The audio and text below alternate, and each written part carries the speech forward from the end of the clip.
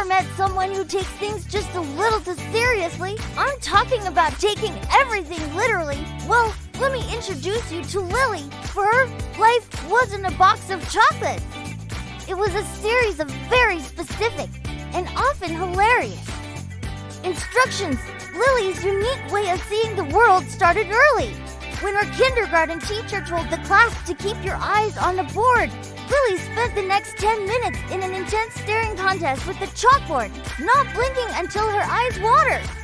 The teacher, trying to stifle a laugh, had to gently explain that it just meant pay attention.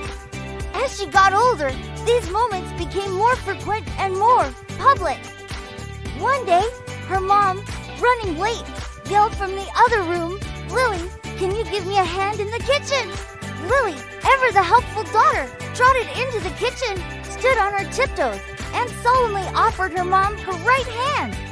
Her mom just stared for a second, then burst out laughing. "Oh, honey," she said, "I meant I need help with the dishes." Lily was confused. "But you asked for a hand." High school was a minefield of idioms and slang.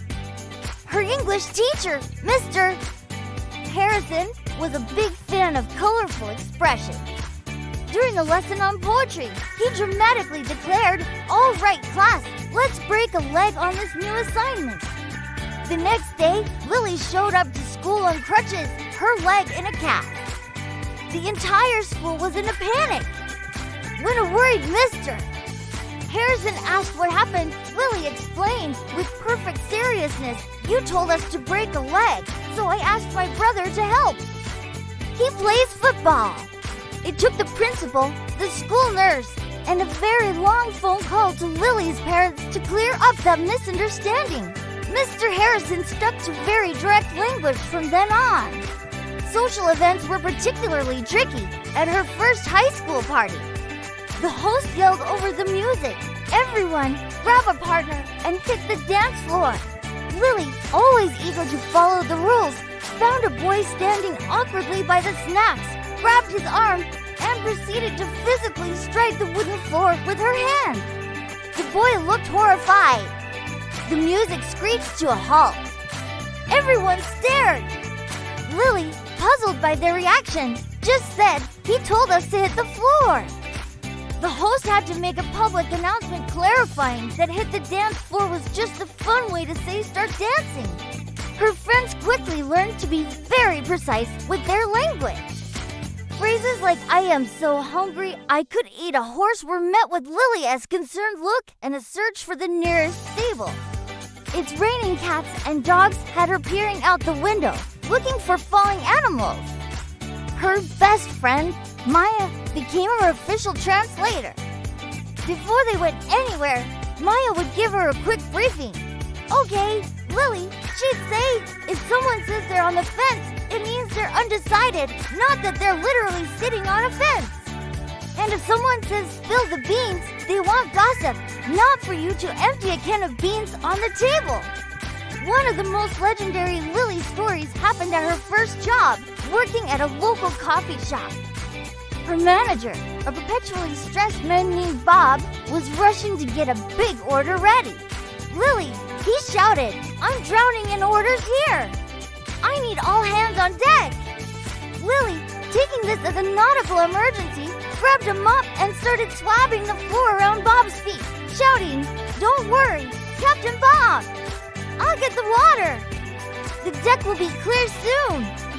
The customers watched in bewildered amusement as Bob tried to explain that he just needed help making lattes. You might think living this way would be frustrating, but for Lily, it was just life. She saw the world in high definition, with no room for vague interpretation.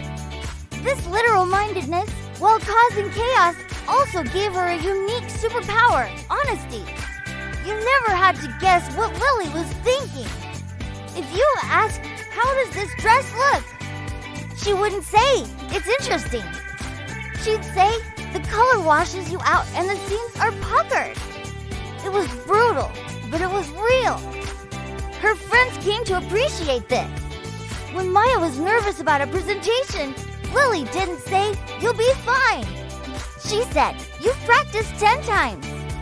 You know the material better than the professor. Your slides are clear.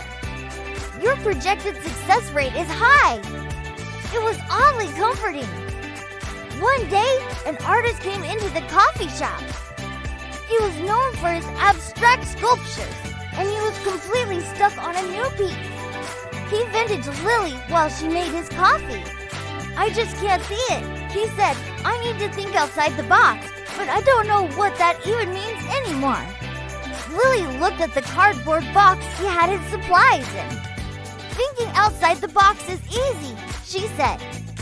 "First, you get out of the box. Then you think." She pointed to the empty space around the box. "That's the outside." The artist blinked. It was the most absurdly simple, yet profound thing he had ever heard. He had been so caught up in the metaphor that he'd forgotten the literal meaning, to change your physical and mental position. He packed up his things, thanked Lily profusely, and left. A month later, he returned with a small sculpture. It was a beautiful, intricate piece, unlike anything he'd made before. He gave it to Lily. "This is for you," he said. "It's called outside the box. You helped me see things clearly." That's when Lily started to realize that her way of seeing the world wasn't a flaw. It was a gift. She started a blog called Literally Lily, where she shared her daily adventures in a world of metaphors. People loved it. They found her perspective refreshing and hilarious. She explained idioms with deadpan seriousness, breaking them down to their literal and often ridiculous components. "Hold your horses," she wrote in one post, "is a poor instruction if you do not own horses." A better phrase would be, "Please wait a moment." Her blog went viral. She was invited on talk shows. People were fascinated by her. They'd ask her questions like, "What do you think of the expression, 'the elephant in the room'?" And Lily would reply, "I think it's very sad for the elephant. It must be very cramped and lonely. Someone should let it out." Lily never changed. She still asked her friends to clarify if they wanted her to lend an ear for listening or for a biology experiment. But now, instead of being a source of confusion, her literalism became a source of joy and clarity for others. She taught people to laugh at the absurdity of their own language and to appreciate the beauty of saying exactly what you mean. Lily's story reminds us that sometimes the most straightforward path is the best one. In a world full of nuance and hidden meanings, a little bit of literal thinking can be a breath of fresh air. It helps us cut through the noise and see things as they really are. So the next time you're feeling stuck or overwhelmed, maybe try thinking like Lily. Don't beat around the bush. Just go straight to the point. You might be surprised by what you find. Thanks so much for watching. If you enjoyed Lily's story, don't forget to like this video and subscribe to the channel for more content like this. We'd love to hear your own literal moment stories, so drop them in the comments below. See you next time!